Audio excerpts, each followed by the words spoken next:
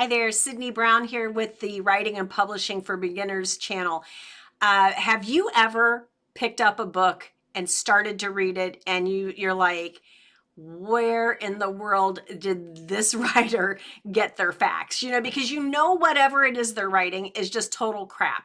They must have just like pulled it out of the air, and there's nothing about it that could be cited or proven. That's something in the industry where we now can have writers and authors publishing works without any credentials. You do need, as a reader, to be more careful about what you need to buy and what you can trust and believe.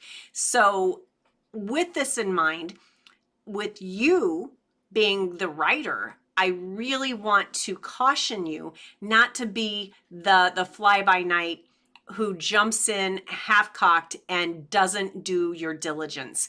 Let your journey into writing be something that maybe it takes a little bit longer on the front side, but you do end up being credible and they like your work, because that is how you will start a long career in writing. All right, so what we're going to do, we're going to talk about this a little bit. Basically, now we're talking in this one only about nonfiction. And we do have other videos as well that talk about fiction. So keep that in mind. If you're not already subscribed, do me a favor and subscribe real quick. Let's make sure that as much as possible, I'm able to keep this content on here for free. And, just by subscribing, liking videos, and commenting in the comments, that helps a lot. So thank you for your interaction with me.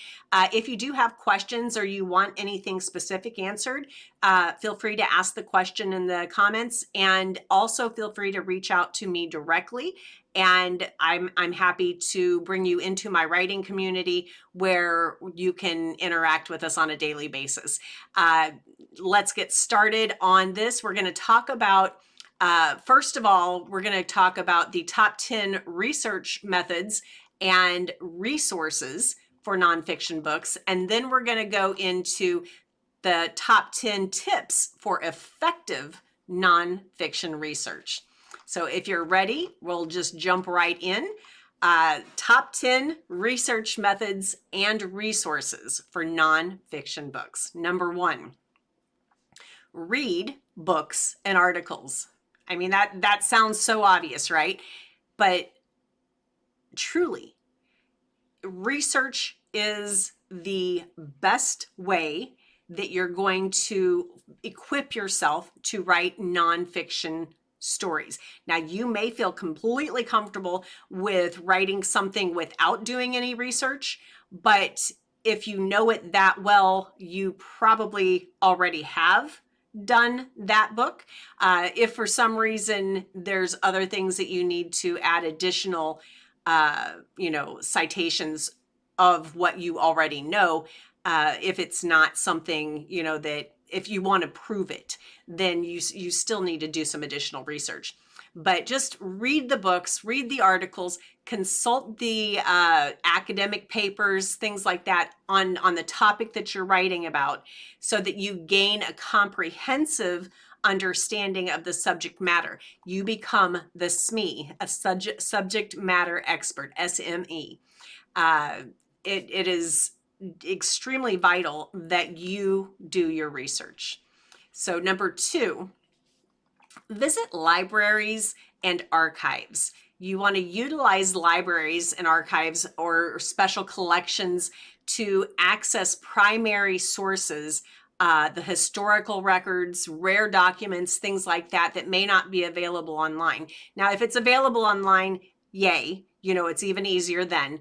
But not everything. Now, it's almost everything nowadays is online, but not everything is. So don't hesitate to go to wherever you need to go if this is important to you.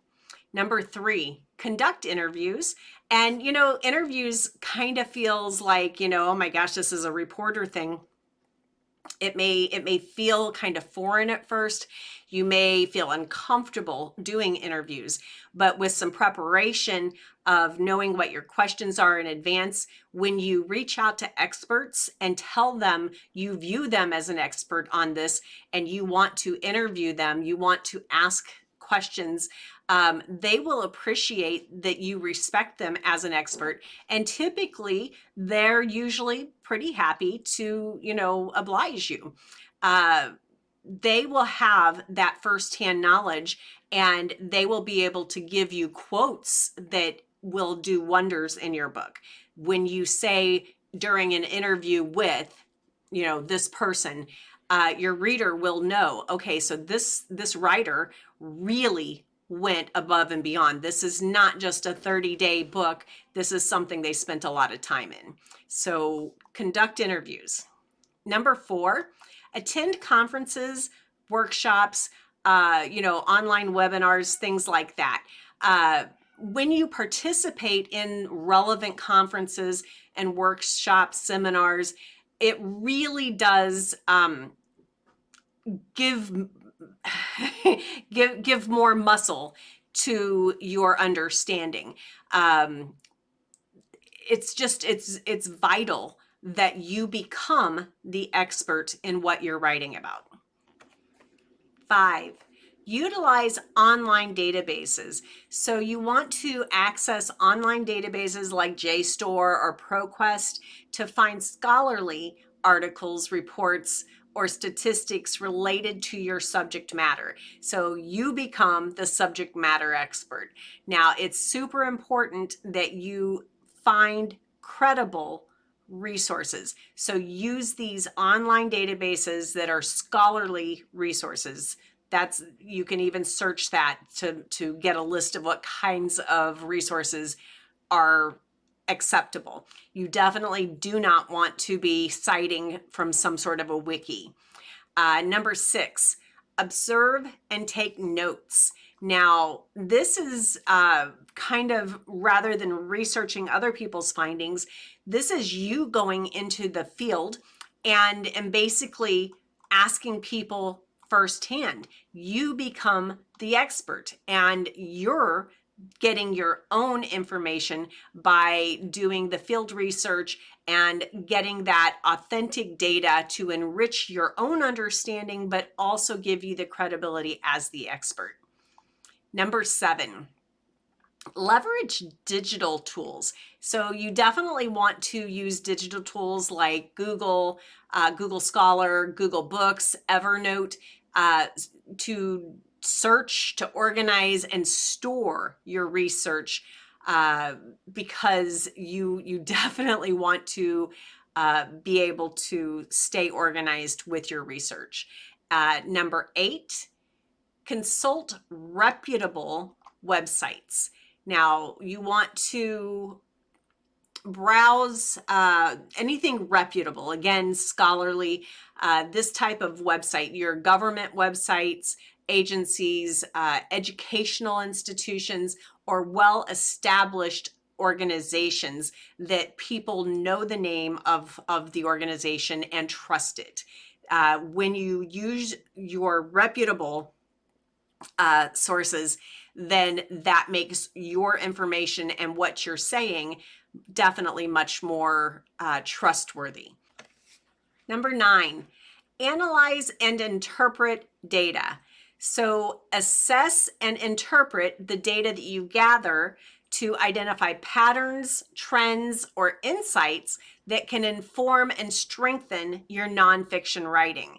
Now, by that, what I'm basically saying is make sure that what you research is accurate, that you've searched at least 2 or 3 different sources and they all say about the same thing.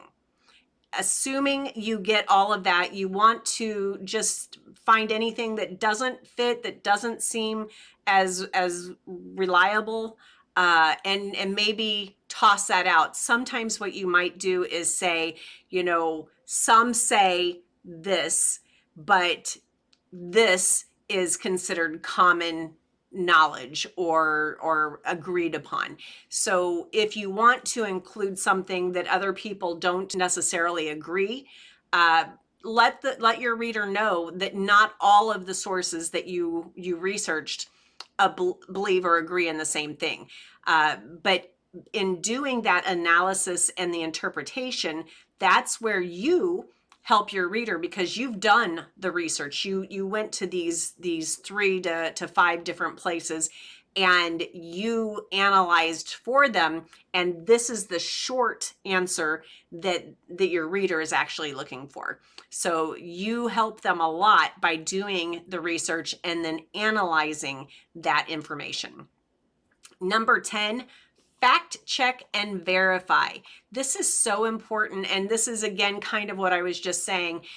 You want to cross-reference your findings with multiple sources. Make sure that it's accurate. You may not always be able to prove something is 100% accurate, but you can say most agree or something like that as you write it. Then I would always recommend citing at least one of those sources that you used to pull that specific information. Guys, researching your books is so important. It is the number one thing that will set you apart from a lot of the others. Whether you have a research team and you do the analysis yourself, or if you have, the whole team writing and compiling it and you are the one source, if your name is on that book, you need to make sure that that information is accurate to the best of your you've done your diligence, and that you truly believe that what you're putting your name on is accurate. These are the top 10 research methods and resources for nonfiction books. Now let's move on.